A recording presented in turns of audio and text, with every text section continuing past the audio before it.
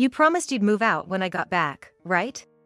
And now, this month is almost over, it's time for the last task. I want the divorce papers handed over. Next to the husband stood a woman and a child. The woman was holding hands with a child, about kindergarten age. Let me introduce you. This is my wife, Ruby. Ruby was still young and quite flashy. As I said earlier, we're strangers now. You no longer have any right to be in this house. With that, the ex-husband suddenly flashed an unpleasant grin. Sign the divorce papers, and you and your son get out of this house. His gaze looked down on me and Travis, filled with a triumphant gleam. He must have believed everything was going exactly as he planned. He crumbled knowing the truth. How can you do this? You thought I was just a stay-at-home mom who knew nothing. As the husband muttered, Travis said in dismay. What? Dad, you don't know anything? Travis showed him a book, and the husband became nearly hysterical. My name is Melissa Jones, I'm 42. I'm a part-time working housewife. I have a 16-year-old son with my husband, who works for a trading company. My husband travels a lot for work, both domestically and internationally, and I've been raising our son mostly on my own. Currently, he's on a remote work assignment, so we're almost living separately, and we mostly communicate through video calls or messages. It's within the country, but too far to return in a day. He only comes home for Christmas, New Year's, and occasionally during the summer holidays. Even then, we hardly ever spend quiet time as a family of 3. We usually visit his parents who live about an hour away by car. I guess our relationship is neither particularly good nor bad. Even couples who live together might find this normal after a decade or so of marriage.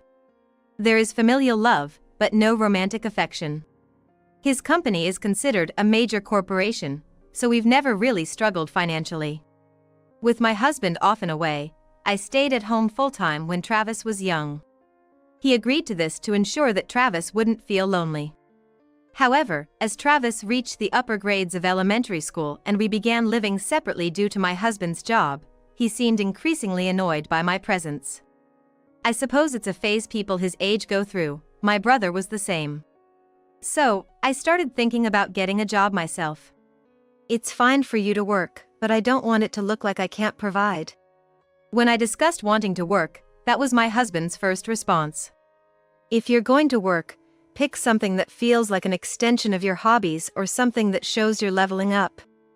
I was open to any job that suited me, but taking his opinion into consideration, I ended up assisting at a flower arrangement class. I pursued a certificate in flower arrangement, recognizing its usefulness given my husband's business contacts include many from abroad. Sounds great, it'll come in handy if I get transferred overseas. My husband agreed, so I've continued this part-time job. Financially, we've been comfortable, but I've been wanting to have a serious discussion with my husband about Travis' future. Yeah, I've been thinking we need to sit down and talk about the future, too. I felt relieved at his response. Travis is a freshman in high school, and this coming fall, he'll be a sophomore. It's about time to seriously decide on his path. My company plans to bring me back to the main office this fall, which aligns well with the school advancement period. When he came back during the summer holiday and spoke about future plans, it was something I could never have imagined. I want a divorce. He started the conversation without stating his reasons first. We've been living apart for so long, I think it's a sufficient reason for a divorce. It's not too late for either of us to start a new life now. Wait! This is so sudden! This was a bolt from the blue. I hastily interrupted him. Living apart? You were just on assignment alone. I never considered it living apart. But you didn't come along, did you? Well, there was Travis' school to consider, and your father's situation. My father-in-law is still alive and lives alone in a senior apartment. Originally, the house we live in belonged to my husband's parents, but they moved out to that apartment when we got married. My husband never had a good relationship with his father. He used to keep in touch with his parents while his mother was alive, but after her death, he ceased all contact. I told you to leave him alone. He's in a proper facility and doesn't need us to look after him. I can't just ignore him like that. The strained relationship between my husband and his father wasn't due to any significant reason. It was the accumulation of minor issues over the years, and sometimes relationships just don't work out, even among family. Both my father-in-law and my late mother-in-law were wonderful people. That's why I had a close relationship with both and continued to keep in touch with my father-in-law after he became widowed. I also visit him in his apartment occasionally. That was your choice to do that. I never asked you to. True, but it's not something that can be easily dismissed. The same goes for Travis' school. If you were willing, transferring schools was an option. But you were the one who wanted Travis to go to that school. Travis went to a prestigious school that prepares students straight through to university. True, I wanted that too, but even so, transferring was still an option if you were willing. That's true, but you know that's not feasible. That's the point, you chose not to live with me. So, please handle this. He said, handing me a filled-out divorce paper. I've come back, but with things like this, we can't stay together. I'll stay at a hotel. After saying that, my husband left the house. I was left in shock, unable to do anything. Why aren't you turning on the lights? Hey, where's Dad? Travis had gone to the movies with a friend that day. He didn't return until the late summer sun had completely set. My husband had come and gone sometime in the mid-afternoon. I seemed to have just sat there for hours. What's this? Travis picked up the divorce papers that were still on the coffee table. What should I do? How should I explain this? My thoughts weren't even clear yet, and I didn't know what to say to Travis. Seeing me frozen, Travis sighed, put down the divorce papers, and left. I felt abandoned, not just by my husband but now by my son as well. But then, Travis quickly came back. Eat something. If you're hungry, you can't think straight. Eat well, sleep well, and then we can think about what to do next. Saying that, Travis offered me a plate with 2 large sandwiches. They were big and misshapen. But he must have tried his best making them. The thought made tears start to flow. Just eat it, Travis said, pretending not to see my tears, and I ate them while crying. The sandwiches with only egg and ham tasted better than any gourmet meal I had ever had. After returning to his assignment location, my husband sent a few messages. The content was something like this. I want a divorce by next fall. I will properly pay child support for Travis until he reaches adulthood, which is 18, but since he will still be in high school when he turns 18, I'll take care of him until he graduates. His words seemed condescending, as if he was doing me a favor by paying. Travis isn't just my child, he's ours. How can he talk so grandly about fulfilling his basic obligations? Once my remote work period ends this spring, I'll move back into the house. Prepare to move out by then. 6 months should be enough to find a decent place. I'll even pay for the moving expenses out of kindness. Since I'm being asked to leave the house we've lived in for years, I certainly intend to have him pay for it. But I can't see why it's necessary to leave this house. Do I really have to leave this house? The reason for the divorce is that our marriage has naturally broken down, so I won't pay alimony. However, I recognize your long-term efforts as a housewife and caregiver, and I'm willing to provide some financial support. Of course, I won't ask for alimony from you. Of course, I see no need to pay alimony myself. I wasn't just living it up, I was actively involved. While we were living apart, I visited him with Travis whenever he couldn't come home, and we behaved like any normal family during those visits. I simply cannot accept natural breakdown as a reason. If you think you can't make a living with your current job, I'm willing to help you find a new one. However, it will mean moving away from the town we're currently in. I assume you wouldn't enjoy running into me either. My current job as a flower arrangement assistant certainly doesn't suffice to support us financially.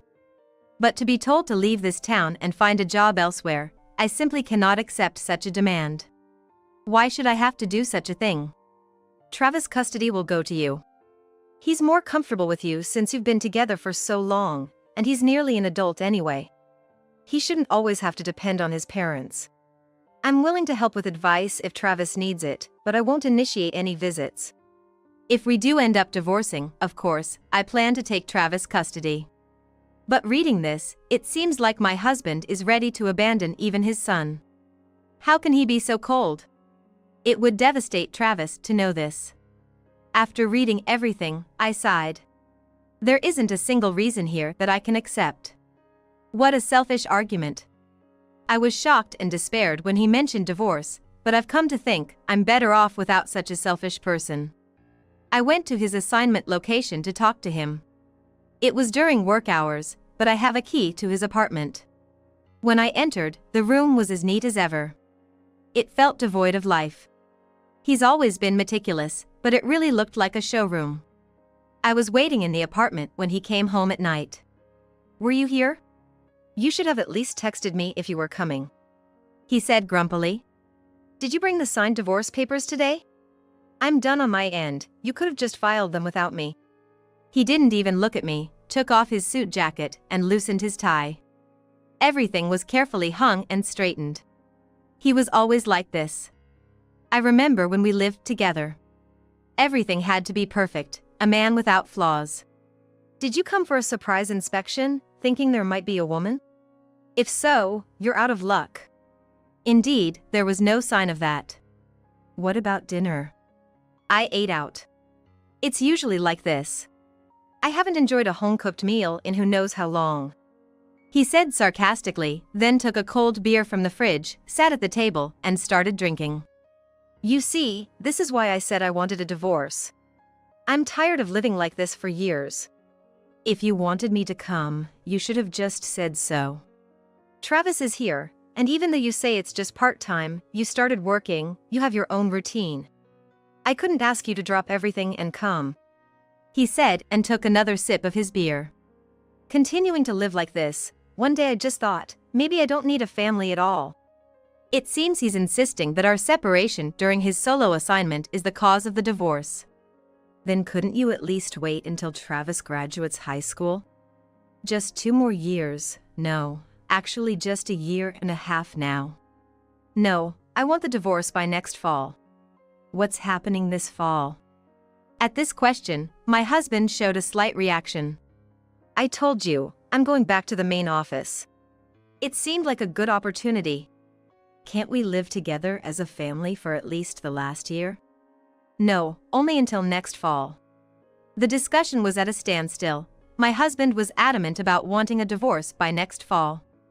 Unable to do anything, I left his apartment and stayed at a hotel that night, deciding to return home the next day. I couldn't bear the thought of waiting in that apartment alone for him to spend time with me. After that, I stopped visiting my husband's place. It was pointless, I knew that.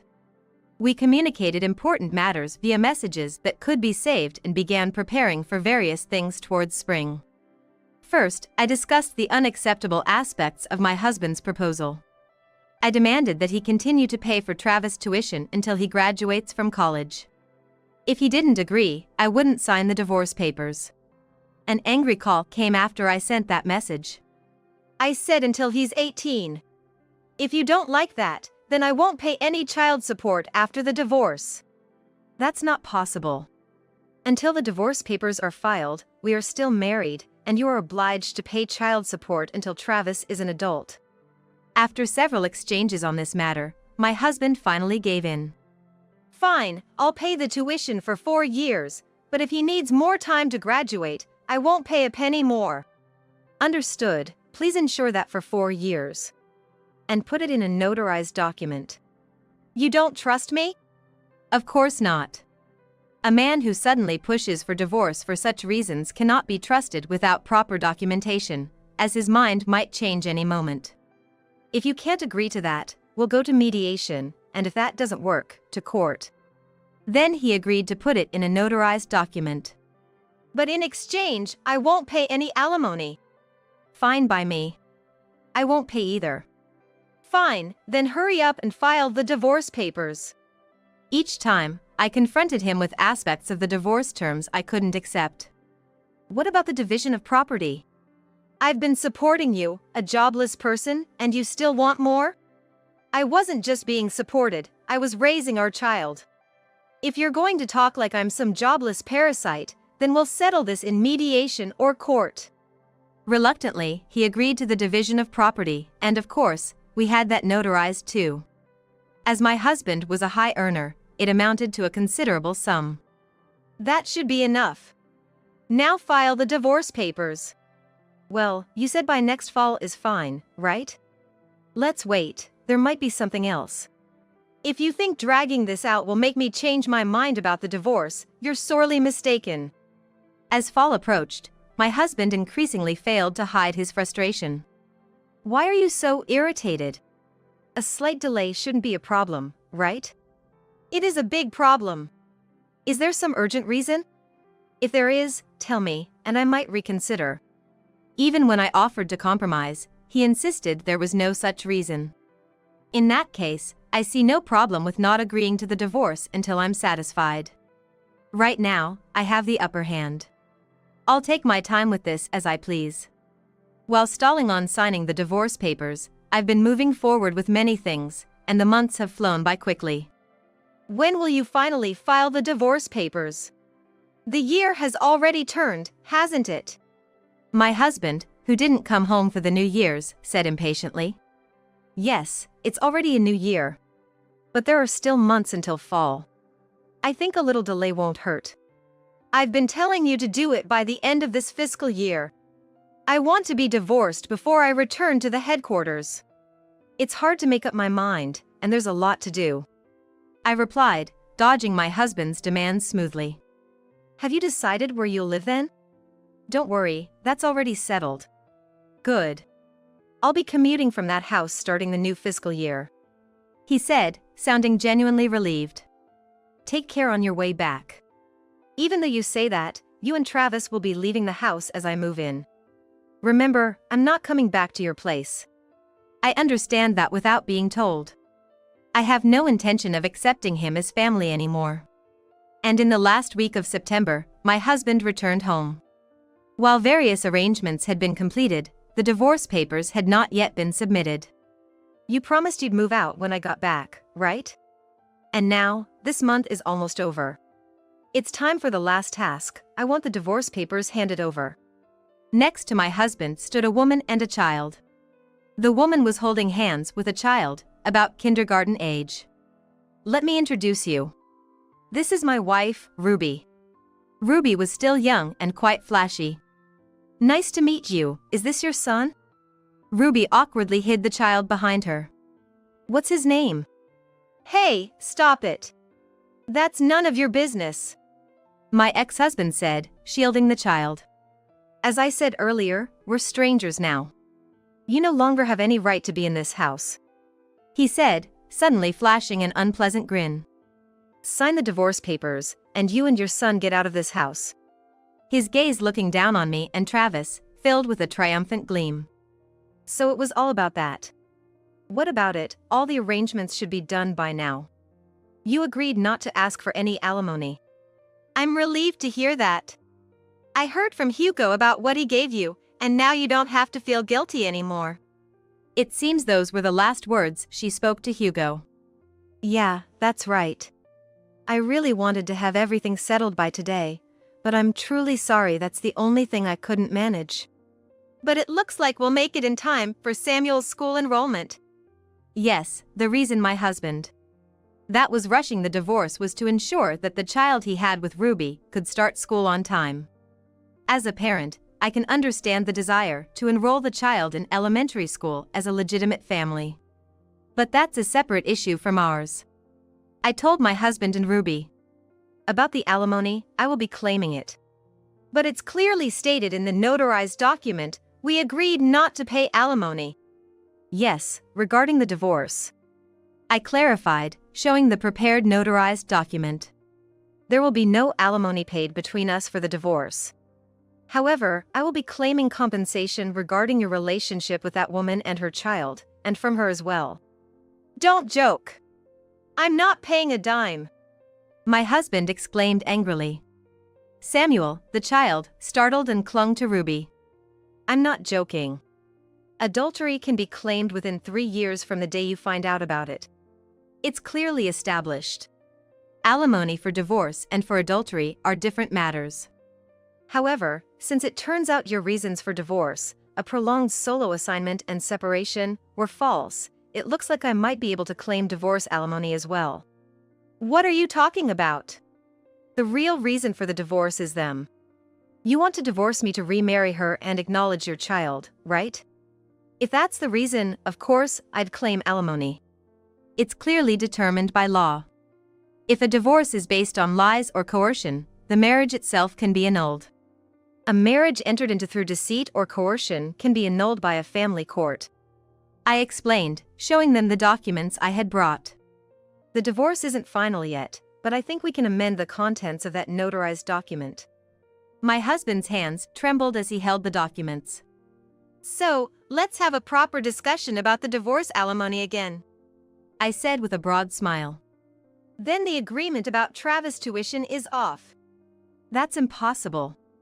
There's no valid reason to cancel it. But it's the same notarized document, he insisted desperately. It's the same document, but the contents are different.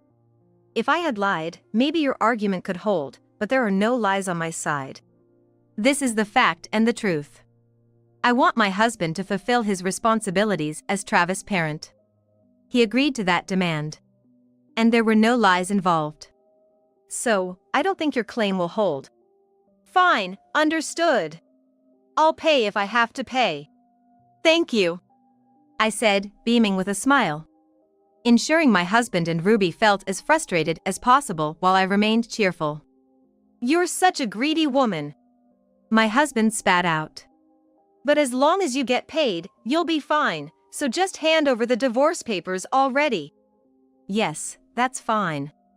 In fact, I already filed them this morning. Here, this is the certificate, I said, handing him the acceptance certificate for the divorce papers. As long as I have this, I win, he said, showing the certificate to Ruby as they both nodded in satisfaction. Well, then our conversation is over. There's no reason for you to be here anymore. Get out. About that, Travis and I have the right to live here. You're the ones who need to leave. Stop talking nonsense. This is my house, he exclaimed, clearly uninformed. I needed to set things straight. Whose name is this house under? It's my father's, of course. What belongs to my father is mine. That's where you're wrong, it's under my name. At that, he looked shocked for a moment but then laughed and said, You must be confused thinking just because you have residency rights it's in your name. I wouldn't make such a foolish mistake. Once we're divorced, you have no relation to my father, which means you no longer have the right to live here. I sighed and presented another document. What now? He gasped as he saw the document. I've been legally adopted by your father. He decided to leave this house to me, I explained, showing him the family certification. That I was listed as an adopted child. That's ridiculous. See, it's true, isn't it? Your father decided to do this because I've always cared for him. After my husband brought up divorce, I consulted with my father-in-law. My biological parents had already passed away. They both died shortly after I got married. My in-laws treated me like their own daughter. That's why I cared for them deeply. Even more so than their own son, my husband. My father-in-law suggested I should investigate properly and hired a detective agency. The investigation revealed my husband had another woman and a child hidden away. You requested a solo assignment to live with her, the one you were involved with even before that. Ruby had been working at nightclub when she met my husband. Though she was only 20 at the time, they quickly grew close and developed a deeper relationship. She became pregnant. My husband then decided to lead a double life to live with Ruby and their child. I've visited your assignment location several times, but I finally understand why I never saw any hint of a woman there. My husband owned 2 houses at his assignment location. One was a sweet home for living with them. The other was camouflaged to fool us whenever we visited, so you wouldn't suspect there was a woman. Since he started his solo assignment, Travis and I had visited him multiple times. I always admired how neatly you lived, but of course, it makes sense now. It was practically uninhabited. He had even installed cameras in that house, set up to alert him whenever someone entered the room.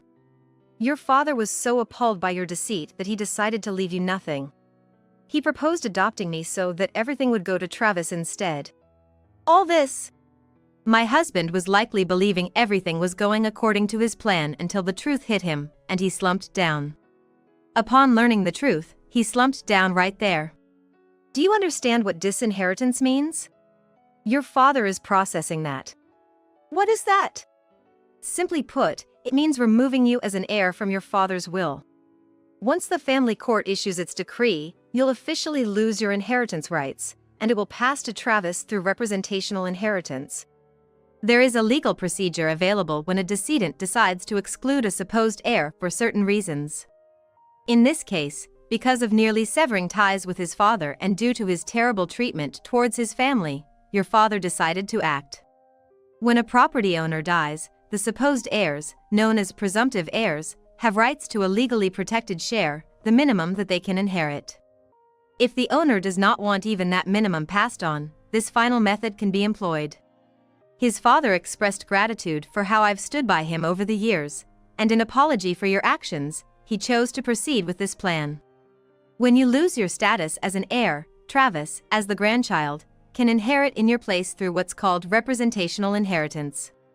However, should you dispute this decision, it would lead to a court battle. In preparation for such a case, your father adopted me and transferred the house to me as a gift during his lifetime. We decided together after consulting with your father. How could you do this? I thought you were just a stay-at-home mom who knew nothing. My husband muttered in disbelief. What? Dad, you don't know anything? Travis interjected, handing his father a book. Mrs. Rose's Brilliant Deductions? What's this book? You know, it's a popular novel right now. It's about to be turned into an anime. I've been reading it, too. I love it. That book, Mom wrote it. She studied a lot to write it, and she's become quite knowledgeable about law and other things. Stunned, the two of them froze. I was indeed the unworldly housewife my husband thought he knew. But I loved writing and had been secretly posting novels online without his knowledge. Using the flower arrangement class I attended part-time as a setting, I wrote a series where the assistant, known as Mrs. Rose, solves various difficult cases, and it became a huge hit. I haven't heard about this. With the anime deal coming up, I was about to confess to you, but then the divorce talk came first. What a shame.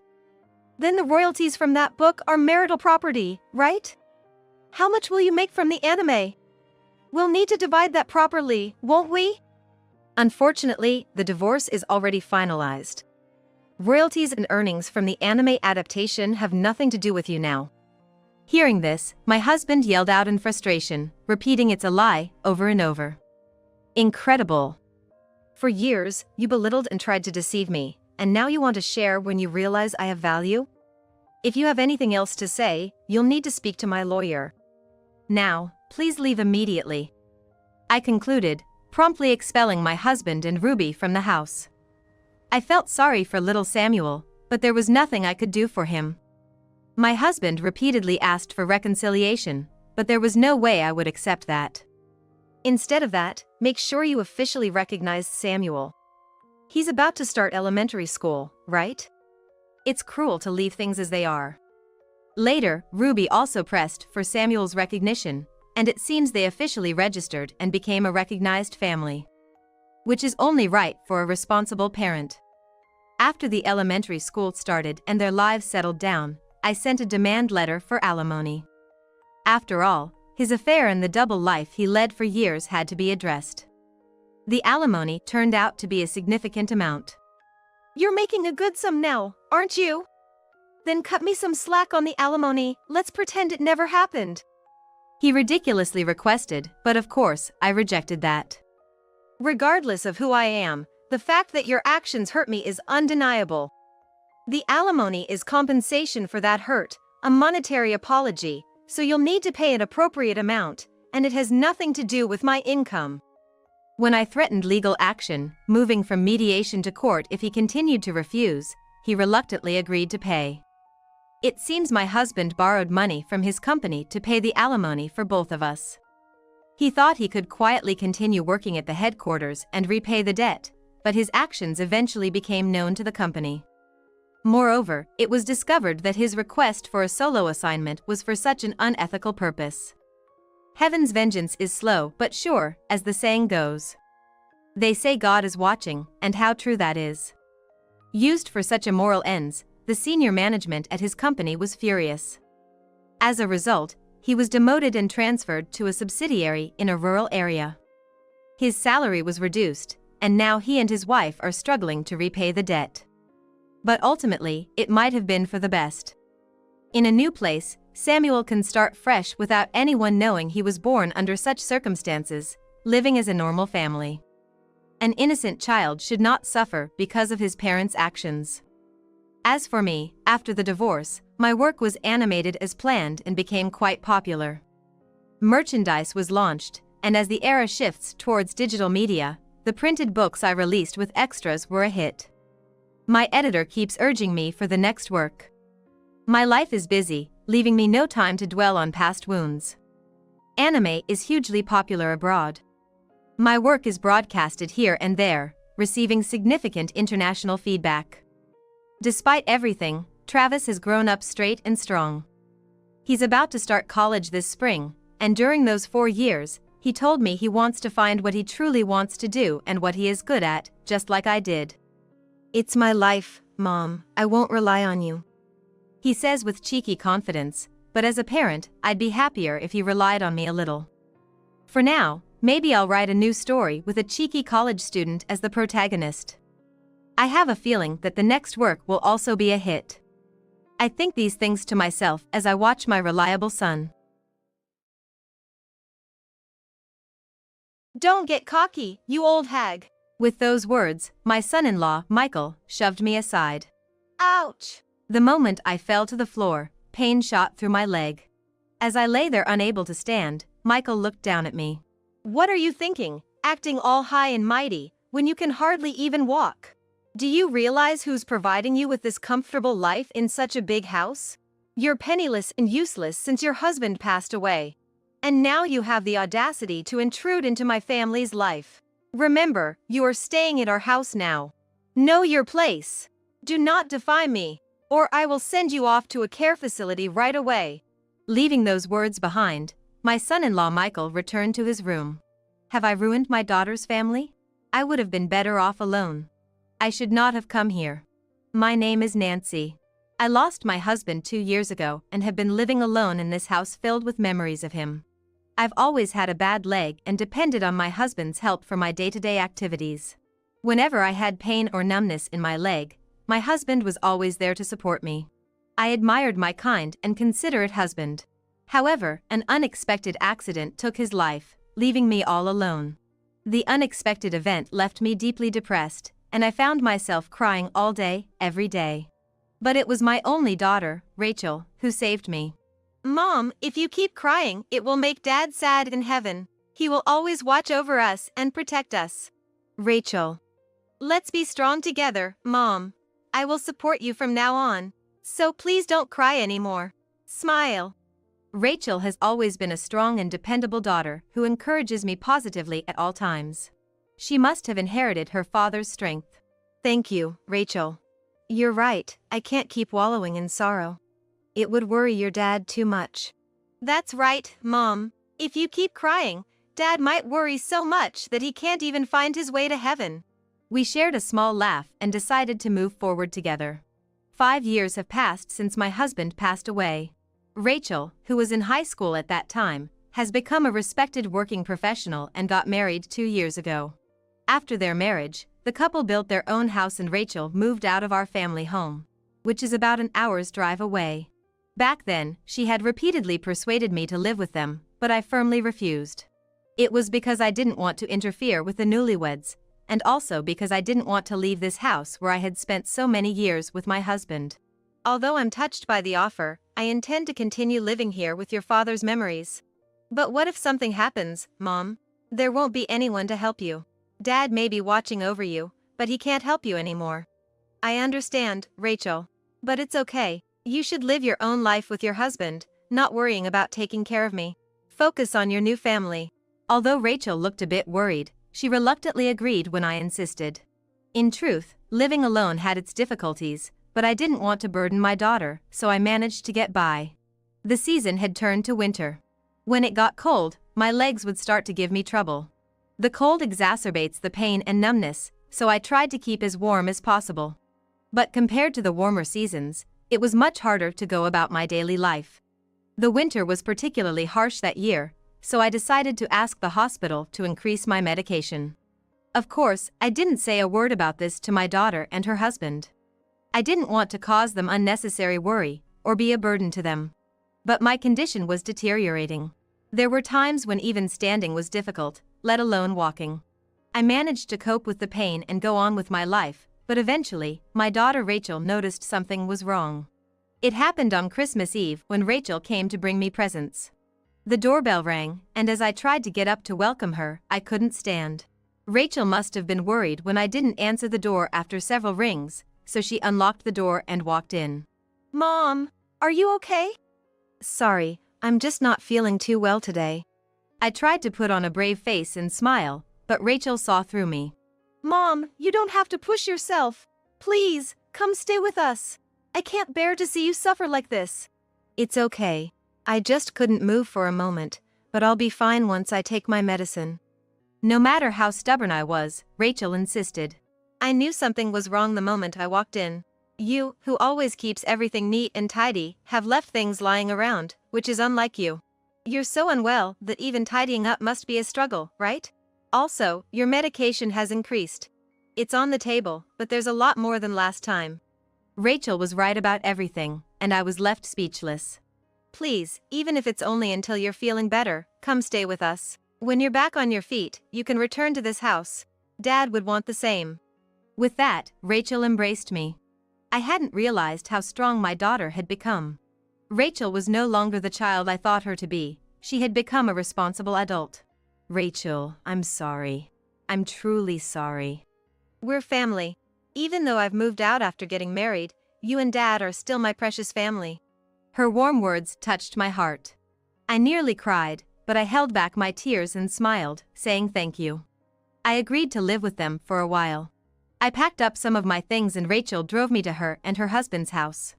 Their house was newly built and very beautiful since it was still quite new. The design of the house, with fewer stairs and steps, made me feel as if it was built with my comfort in mind. "Mom, this is your room." Rachel led me to a corner room on the first floor. The room was filled with warm sunlight, and there was a photo of my husband, me, and Rachel. I'm sure this room was prepared by Rachel for me. "The kitchen is this side, and the bathroom is over there. If you need anything, just let me know." "Thank you, Rachel." "Where's Michael?" Since we arrived, Rachel had been showing me around, but her husband Michael was nowhere to be seen. "He should be in his room. Don't worry about it, Mom." "But I should say hello. After all, I'm going to be a burden on him." Rachel's face clouded over a bit. "The truth is, Michael has hardly been leaving his room. I haven't seen him for quite some time now. But he knows about you moving in, so don't worry." "What do you mean he doesn't come out of his room?" Cutting off my question, Rachel exclaimed, "I'm going to make dinner. It's Christmas Eve today, so I'm going to give it my all," and off she went to the kitchen. This was the first time she had ever said something like that. After all, I hadn't met her husband, Michael, since the day they came to tell me about their marriage.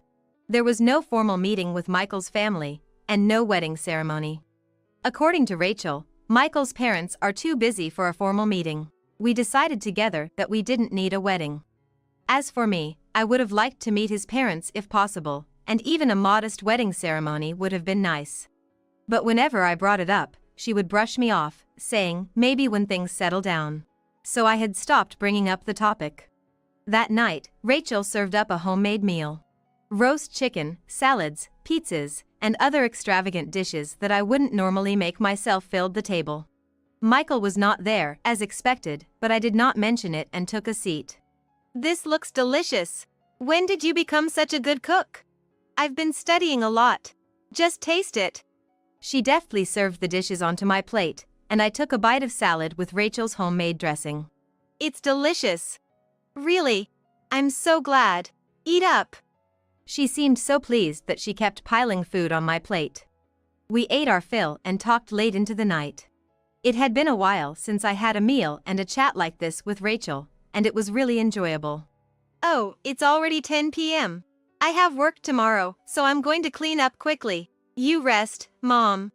We've been talking for a long time. Can I help clean up? No, it's fine, I'll finish quickly. Good night, Mom. I had been bustling around since morning and was quite tired, so I decided to take advantage of Rachel's kindness and rest in my room. I'm concerned about Michael, but it's not my place to interfere. I decided not to make any unnecessary remarks and went to sleep. Have a nice Christmas. Around 8 a.m., Rachel left for work. There was a note in the kitchen, "Eat this if you want," alongside a homemade meal. Had she gotten up early to prepare this? I felt both grateful and guilty. I need to get my leg in better shape so I can return home as soon as possible. I was in my room, working on exercises and rehabilitation for my leg. I heard footsteps from the direction of the stairs. The footsteps were heading towards the kitchen. It was Michael. I hurried to the kitchen. Good morning, mother-in-law. Michael, looking rather disheveled, greeted me in a relaxed tone. His hair was a mess, his beard grown out. He looked like a completely different person from when I had met him 2 years ago. Hello. As you may have heard from Rachel, I'm going to be living here for a while until my leg gets better. I know it's a lot of trouble, but I hope we can get along. Unable to hide my bewilderment, I smiled. How long is for a while? Huh? The question came out of nowhere. So, how long is a while? Rachel seems worried about you, but I'm not. I'm planning to go home as soon as possible. When Michael came to ask for Rachel's hand in marriage, he was in a neat suit, a clean-cut guy. He spoke confidently, promising, "I will definitely make your daughter happy." I didn't think he was lying, and I trusted him when I said, "Please take care of my daughter." But he was completely different from then. "That's good. That's helpful," he responded. "I'm sorry. I should have discussed it with you properly. I apologized." Rachel said, "It's okay," but apparently he wasn't pleased. I deeply regretted coming here. "Oh, by the way, could you do this for me, mother-in-law?" Michael handed me a note. It had a handwritten list, 5 snacks, 4 bottles of juice, magazines, and so on. What is this? It's a shopping list for this morning. The closest supermarket is open from 8 in the morning, so it should be open now. He was fiddling with his phone without even glancing at me. He then continued. Rachel is out working every day, so could you please help out in her stead, mother-in-law? You're not planning on just freeloading here, are you? He said with a grin, "Just leave the stuff you buy somewhere around here," and then he went upstairs. I never expected him to be this kind of person. I was shocked and worried about Rachel. Has she been tolerating this all this time? Since she's such a kind girl, she might not have wanted to burden me with the details. It was another cold day outside. The forecast had said it might snow, so we could have a white Christmas. I dressed as warmly as possible and headed outside with the note. Rachel would go to work almost every day, and often she came back late. The only time she could rest properly was on Sundays, when she would do housework and go shopping. Michael was always cooped up in his room, leaving Rachel to take care of the house. However, on days when Rachel wasn't there, I was sent out to do the shopping and other errands by Michael. The biting cold made my legs hurt and it was hard to walk. I couldn't tell Rachel. She had enough on her plate, and I didn't want to add to her worries. This lifestyle continued for about a month. One day, I returned from my usual shopping trip to find an unfamiliar pair of women's heels at the front door. I had a bad feeling. I left my shopping bags where they were and struggled up the stairs, holding onto the handrail. I finally made it to Michael's room and cautiously approached the door. Inside, there were 2 people. I heard Michael's voice, and a woman's voice I'd never heard before. They were talking with great joy, and there were moments when the woman laughed loudly. This was an shocking truth. I can't believe it. My son-in-law is having an affair, and even bringing her into our home while my daughter is out working. It's absolutely unforgivable. I must never forgive this man. Something taut within me snapped. Before I knew it, I had thrown open the door to Michael's room, my voice raised. What are you two doing? Sure enough, there were two people in the room. An unknown woman looked at me with a dumbfounded expression. Michael clicked his tongue, stood up, and walked toward me. Michael, what's going on? Are you doing this all the time? Shut up. You just barged into my room to lecture me? Just answer me, I can't stand this. My anger was not subsiding. I glared at him fiercely. What's that look for? Don't what me? Explain properly. In that moment, he shoved my shoulder hard. I told you to shut up, old hag, get into a care facility. Don't you dare dictate to me. I fell onto the floor. A strong pain shot through me, and I could not even stand up. Don't you act so high and mighty when you can't even walk properly. Who do you think lets you live in such a big house? You're living in our house, remember your place. Don't interfere with me again. He forcibly pushed me out of the room and the door slammed shut with a loud noise. Rachel, I'm sorry. I may have ruined your happiness. But I can't leave you here. I made up my mind. What's up? It's quite late.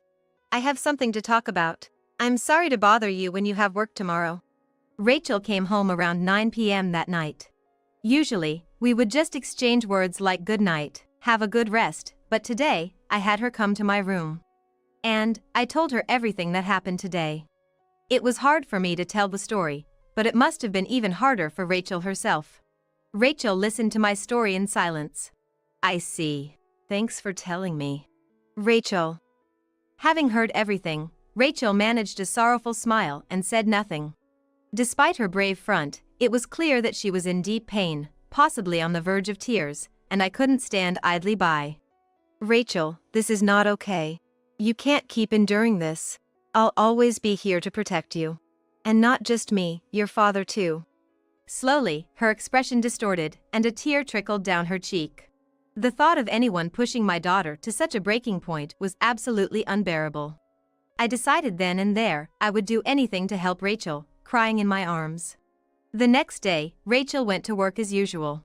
Despite everything that happened the day before, Michael still had the audacity to load me up with chores like grocery shopping. It was perfect. I had a plan. Every morning around 9, I would leave the house to run my errands. Given my slow pace, I always ended up returning sometime after noon. Just like every other day, I went out at the same time, pretending to run errands. Then, I quietly circled around to the back door and slipped back into the house, making sure not to make a sound.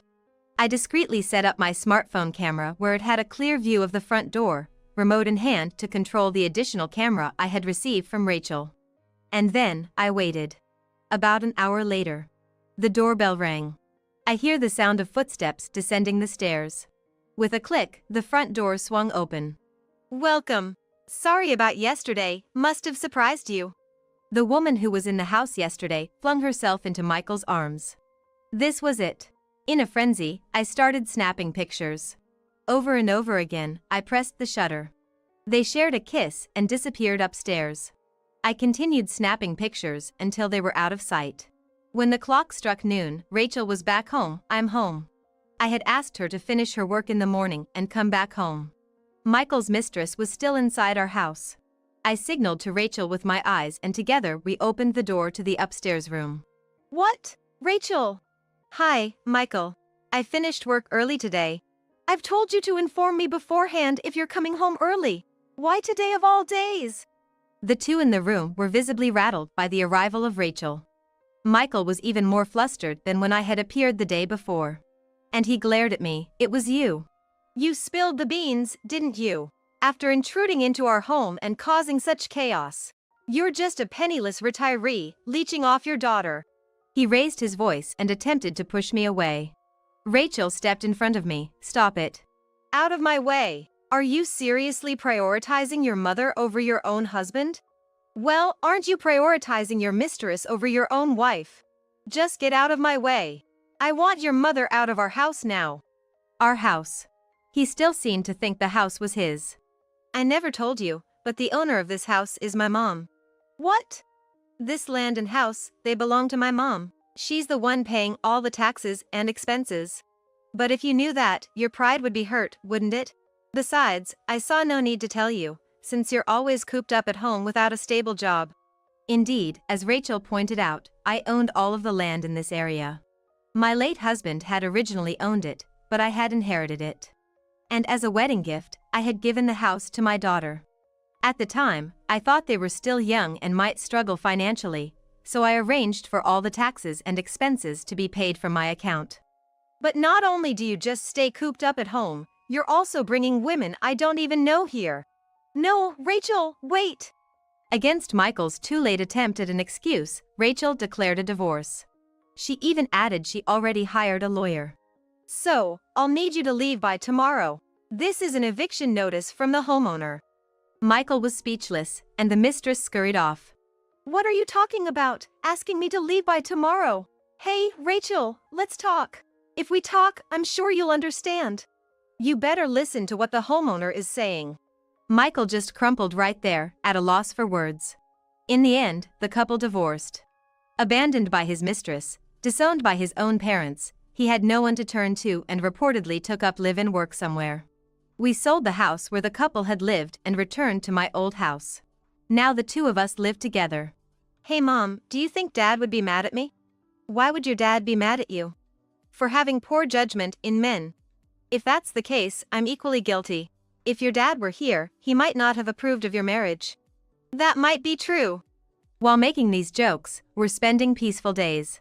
One day, when Rachel leaves this house again, I am working harder at the physical therapy, so as not to cause Rachel any extra worries. I pray that happiness will come to Rachel.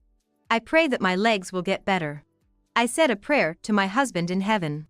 I felt as if the sky had shone a little. She is not my biological mother, and I will never associate with her again. At the wedding ceremony of the daughter who I had raised for over 10 years, such words were spat from her during her speech on that glorious stage. Is this her way of repaying me for raising her all these years? Yet, I had somehow known deep inside me that this day would come. Strangely, no tears came. When I smiled and said, I was waiting for this moment, my daughter let out a surprised, huh? Unable to grasp the meaning of my words. My name is Catherine. I met my husband, Bob, at the hospital. He had come to the hospital but was crouched in pain near the premises. I found him and helped him into the hospital. It seemed that he had developed a stomach ulcer due to stress, and when he recovered, he said he wanted to thank me properly. I told him helping others was a given opportunity and that he didn't need to thank me, but he insisted, so I agreed to let him treat me to a meal.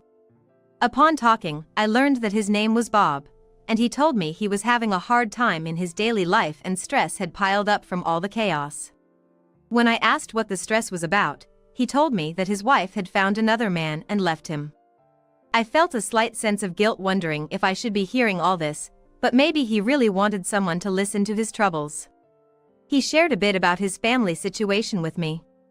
He had a 5-year-old daughter, but about a year ago, his wife started to neglect looking after their daughter.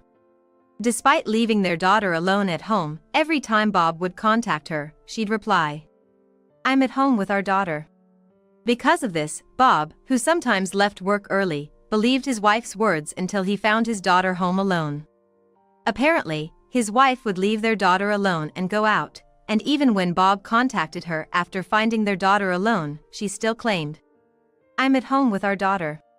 He started to become suspicious. Sure enough, his wife had been seeing another man, and while leaving their daughter to fend for herself, she was out dating.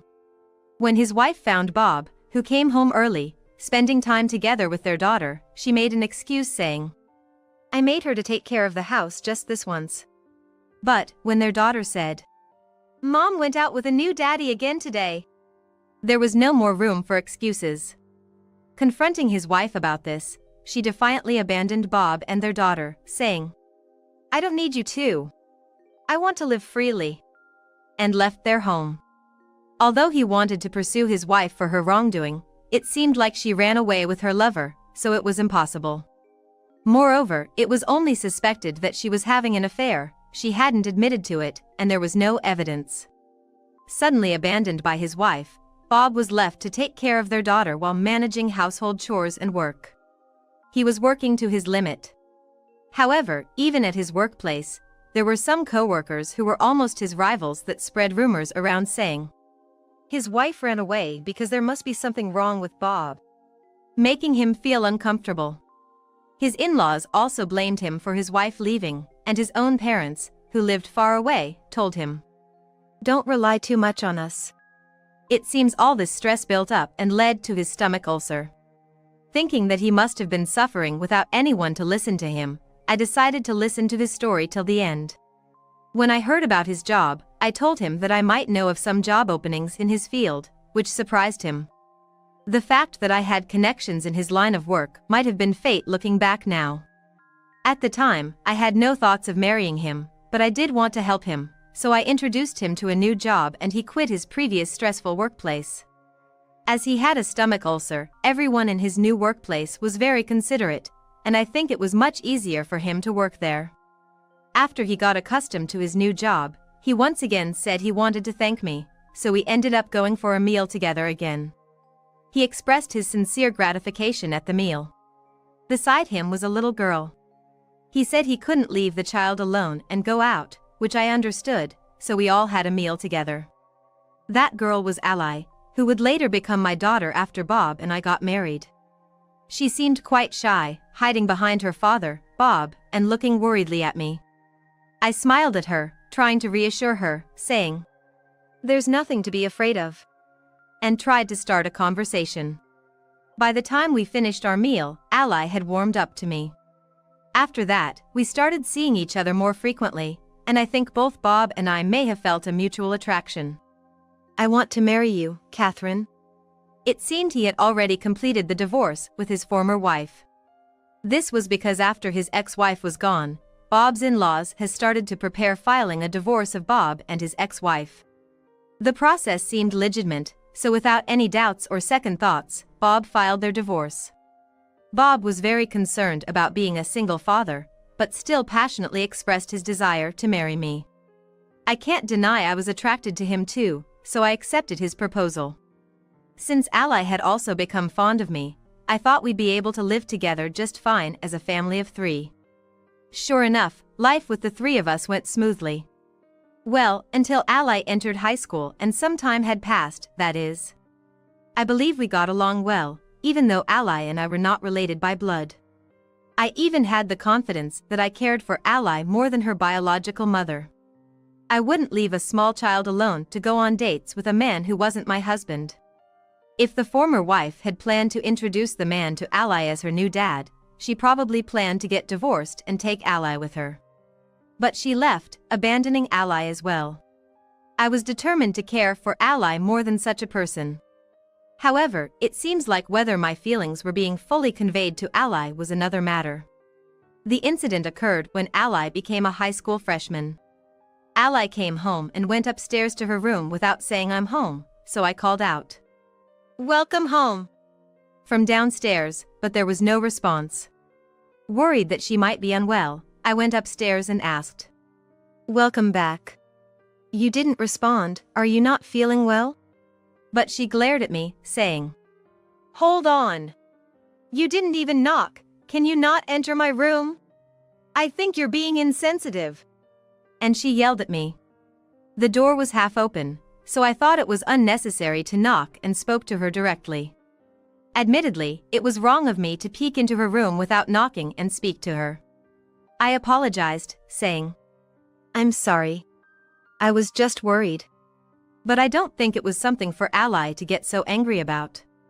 Even after I apologized, she didn't calm down and instead kicked me out of the room, saying, "Just get out."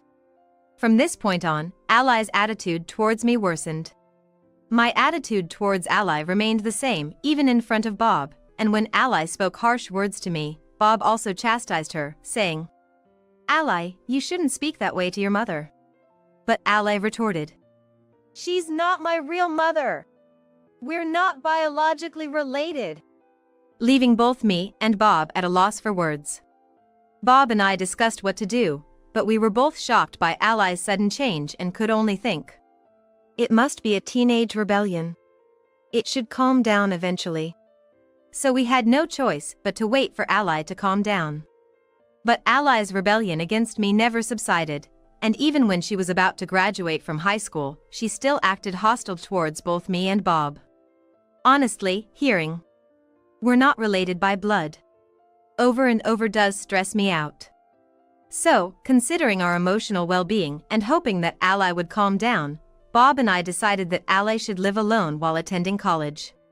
We thought that by living alone and interacting with various people at college, she would broaden her perspective and reconsider her attitude towards us. Well, that didn't happen. But I think that no matter what we said to her at that point, she wouldn't have changed her mind. At this point, Ally had already fallen into that woman's trap. Even after graduating from college, Ally rarely came home, as if she still hated Bob and me. We wondered when we would reconcile when one day, Ally brought a man to our house. His name was Thomas, and he had been dating Ally for 3 years and was now her fiancé. Neither Bob nor I expected such a happy announcement, so we were thrilled. When Ally and Thomas came home, we ordered takeout sushi, and I think we must have looked quite excited from Thomas's perspective. Ally had been watching us with a slightly cold gaze, but I think there are few parents who wouldn't rejoice at their daughter's wedding announcement. Even if there's no blood relation, the feeling is the same. We were sincerely happy and joyful for their wedding. So naturally, I was moved at Ally's wedding too. On the wedding day, I entered the venue with Bob. As the parents of the bride, we took our seats, and when I saw Ally in her wedding dress, I was so moved that I couldn't help but shed tears. The wedding proceeded steadily without paying heed to my emotions. Listening to Thomas, the groom, expressing the deepest gratitude to his parents, I almost teared up again, even though I'm not his mother. At this rate, I thought I might cry during Ally's speech too. With that thought in mind, I watched Ally step up to the microphone. Then, our eyes met. I was startled because I thought she might not care about me since we're not related by blood. Could she possibly have something to say to me? As I waited anxiously, she began to speak shocking words. I have something I want to say at this time. It's about my mother. Everyone present probably expected her to express gratitude towards her mother. The woman who is currently claiming to be my mother is not my biological mother. Moreover, she deceived my real mom and married my dad. Even though my dad and this woman were the ones who had an affair. They've always said that my mom cheated and left. This was simply not true. But among the attendees, there were people who didn't know us well, so they might not know whether Ally was telling the truth or lying. There was a stir among the suspicious guests. Bob and I were so dumbfounded by the turn of events that we couldn't rebut her. She must have thought everyone would believe her words, because she declared, I have no intention of remaining a family with these despicable people. My mom is a stranger to me, not related by blood. I will have nothing more to do with her. I declare that here. Seeing her make such a declaration, the groom, Thomas, seemed confused. It's understandable. She was denying us as her family and declaring her severance on such a happy occasion. Even if we really were the worst kind of people and she wanted to cut ties, there was no need to tarnish such a joyous event. I never thought Ally could be such a foolish girl. I could feel my love for Ally and the joy of her marriage fading away. I've been waiting for this moment. I had been on edge, thinking I must be recognized by her as a mother and striving to be a good mother. But that wasn't the case. Even among family, there are people who just don't get along. Perhaps Ally and I were those people, even after becoming a family. Even if we didn't get along, there should be room for compromise, but Ally wouldn't give an inch. Why should I have to try so hard for such a person?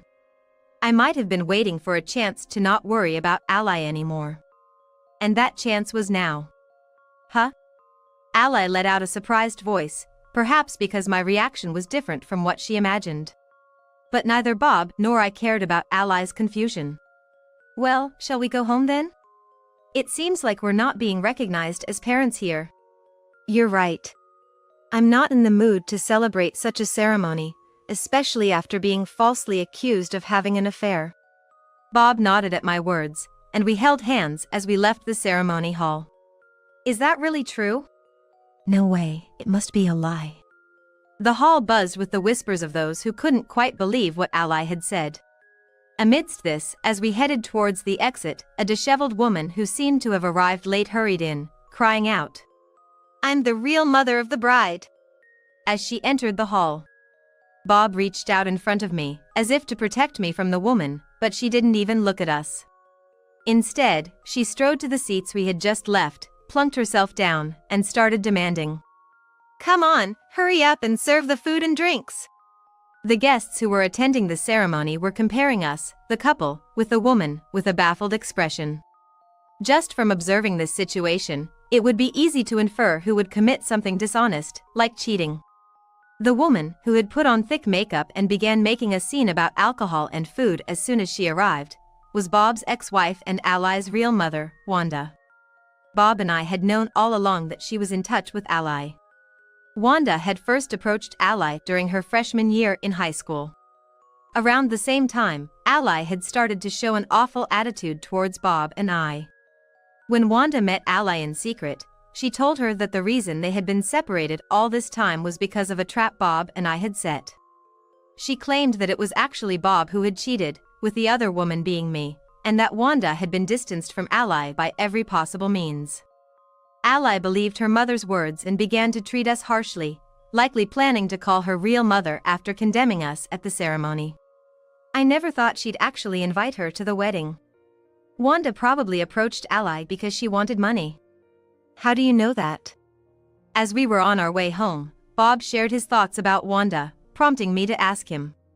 Well, if she approached Ally when Ally was in high school, Ally was at an age where she could choose her own guardian, right?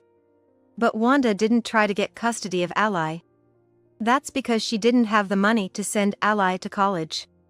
She must have thought she'd have us cover that. So Ally, being told this by her mother, decided to rely on us for financial matters. And she was probably thinking of cutting ties with us as soon as the expensive wedding was over. Talk about being cut off in the middle of a wedding. We sighed together, astonished. Ally probably has not realized what she has done yet. She ruined not only her own big day but also that of the groom, Thomas, by inviting her greedy, uncouth mother to the wedding and cutting ties with us. She doesn't seem to have any idea how this will affect her in the future. As soon as we arrived home, we received a call from Ally. Answering the call, Ally's voice came through, sounding pained. "What should I do? My engagement has been called off." "Wait, what happened?" I asked, playing dumb. "Don't play dumb. The lawyer my father hired showed up with evidence of Mom's affair." On the way home, Bob had been in contact with a lawyer he had consulted, but I didn't expect that he has sent the lawyer to the wedding. In truth, it wasn't until this past year that Bob had really found out about Wanda's infidelity. Until then, we hadn't been able to hire a private investigator due to Ally's college expenses. But once Ally graduated from college, we had some extra money. After that, we hired a private investigator to dig deeper. The affair was something that happened a long time ago, but it turned out that Wanda and her then-affair partner were still living together. However, he had grown tired of Wanda's money-grubbing personality and her expectation that their daughter would support them if necessary. He agreed to provide evidence of their affair in exchange for Bob not asking for compensation for emotional distress. Once he handed over the evidence of the affair, the man disappeared. With the man who had been supporting her now gone, Wanda must have panicked and came to her own daughter's wedding, trying to re-establish her position as a mother. Well, showing herself in such a state backfired, to say the least. Having nowhere else to run, Wanda reportedly clung to Ally's wedding dress and begged for her help. The groom's family, who had watched Ally defend her adulterous mother and insult and cut ties with her father and I who had raised her, must have decided to call off the wedding, saying, "We never thought she was that kind of person." Upon hearing that, I let out a heavy sigh and said, "Isn't all of this self-inflicted, Ally? If only you had trusted us enough to talk to us before trusting your real mother, we could have proved that we were not having an affair. Weren't you the one who one-sidedly despised us and severed ties? We consider you a complete stranger now, so please never contact us again." I hung up the phone. Naturally, Ally never ended up marrying Thomas, and she ended up having to pay the full cost. Moreover, she now has her real mother as her burden, so she seems to be in quite a predicament. Since she had invited her colleagues from work to the wedding, her misdeeds have become well known, and she's in an uncomfortable position. But she can't quit because she needs the money. As for us, we moved without telling Ally. We thought that she might come to rely on us someday because she knows the location of our old house. Now, we live peacefully in a tranquil location, having forgotten about Ally and Wanda.